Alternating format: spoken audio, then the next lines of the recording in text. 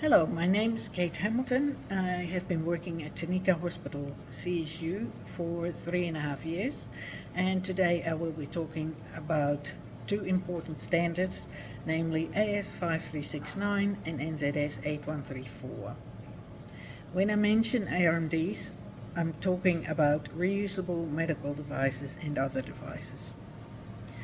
First, I'll explain the AS5369 standard. This is an Australian guideline that we follow as best practice, approved by New Zealand's Ministry of Health. Its purpose is to make sure that everyone involved in cleaning and sterilising RMDs does so in a safe, consistent and proper way. The goal is for all reprocessing to be of the same high standard everywhere, reducing the chance of infections and ensuring everything is done correctly. This standard applies to anyone responsible for cleaning RMDs, whether they work in hospitals, clinics, beauticians, hairdresser, tattoo parlors or other places.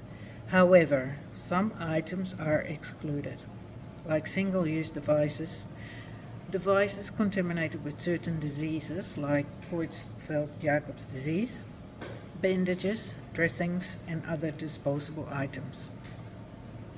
It also doesn't cover the manufacturing of biological and chemical indicators or sterilization equipment, or third parties checking compliance with this standard. To meet these standards, our services has a quality management system. This means that we have to have clear policies and procedures to follow, keep safety data sheets for all products, and use appropriate processes and equipment. We make sure we have a suitable environment, and we document all steps involved in reprocessing, for example, validation and routine monitoring.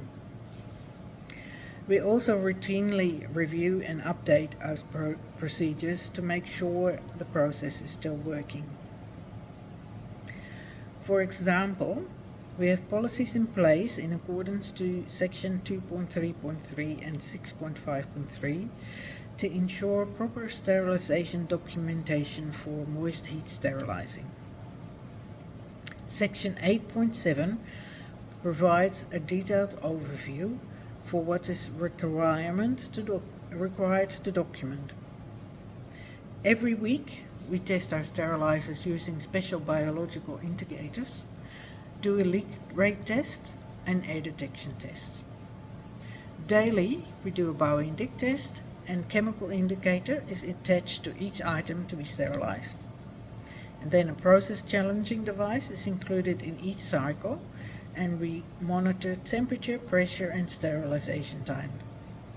All results are recorded and kept for audits. Another example, according to Section 2.3.2, is our procedure for handling chemicals and ensuring staff safety. Section 3.7 outlines these requirements.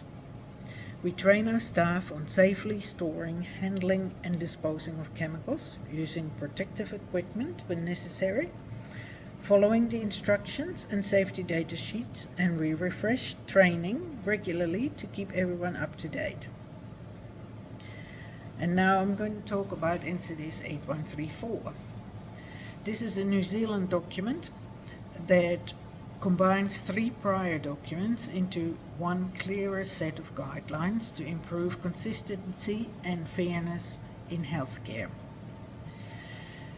Its aim is to promote equitable and consistent outcomes for all New Zealanders and their whānau, and reducing differences in care delivery. It also helps preventing duplication of documents. The standards apply to all organisations and people subject to the Health and Disability Services Act 2001. Even those that are not legally bound by this act are encouraged to follow it as a best practice. Sterilizing technicians, for example, are legally required to follow the Health and Disability Services Safety Act. And so for us, this makes NZS 8134 legally binding.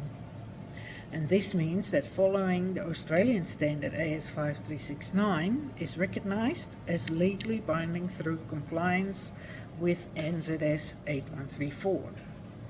And here's how NZS 8134 relates to AS5369 and reprocessing.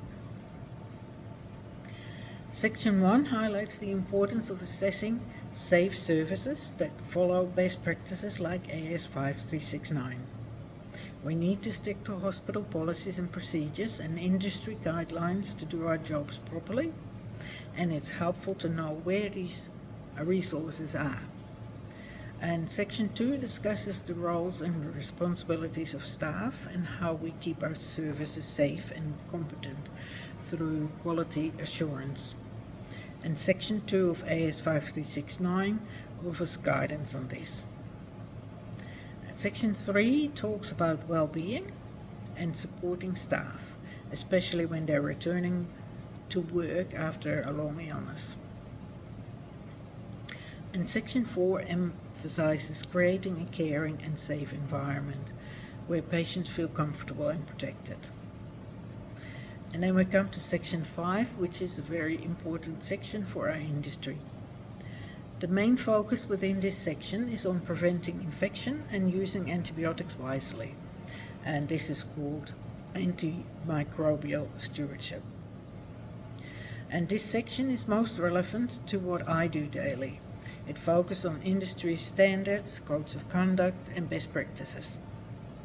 It states in Section 5.2.3 that services shall write clear policies following the Health and Disability Services Safety Act and best practices such as AS5369 and JENCA.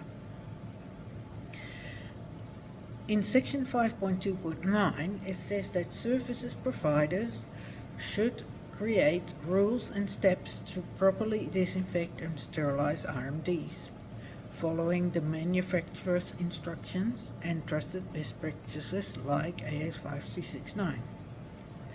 For example, we have policies for infection control that cover hand hygiene, safe handling of sharps, preventing infections, managing outbreaks, cleaning and reprocessing reusable devices, and ensuring that the environment is kept clean. And that summarizes how AS5369 and NZS 8134 are connected and important for our work in keeping devices safe and ensuring quality services. Thank you.